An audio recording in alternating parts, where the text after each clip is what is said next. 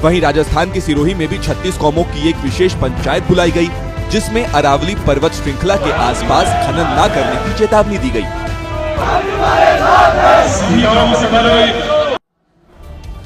अब आपको आसान भाषा में सुप्रीम कोर्ट का वो फैसला बताते हैं जिस पर विवाद हो रहा है।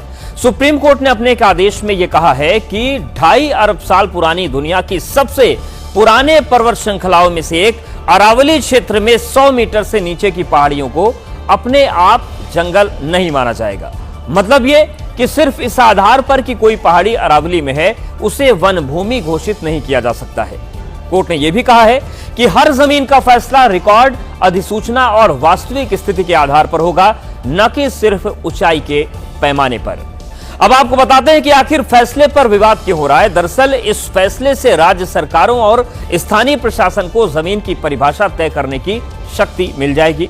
यानी कि जो इलाका पहले जंगल जैसा माना जा रहा था, अब उसे राजस्व भूमि या फिर गैर वन क्षेत्र बताया जा सकता है। आशंका जताई जा रही है कि इस आदेश का सहारा लेकर अरावली में खनन शुरू हो सकता है और अरावली धीरे धीरे खोखली हो सकती है। सुप्रीम कोर्ट के फैसले से पहले इस पूरे इलाके को जंगल जैसा क्षेत्र मानकर संरक्षण मिलता था, लेकिन अब राज्य सरकारें तय करेंगी कि ये वन है या फिर नहीं है, और यहीं से लोगों में डर पैदा हो रहा है। अब कोर्ट से ज्यादा सरकारों के फैसले पर यह निर्भर करेगा कि अरावली कटेगी या फिर बचेगी।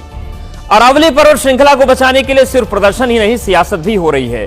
दिल्ली से लेकर राजस्थान तक सियासी पारा गरमाया हुआ है। मुद्दे पर राजनीतिक दल अपने अपने हिसाब से नफा नुकसान खोजने में लगे हुए हैं।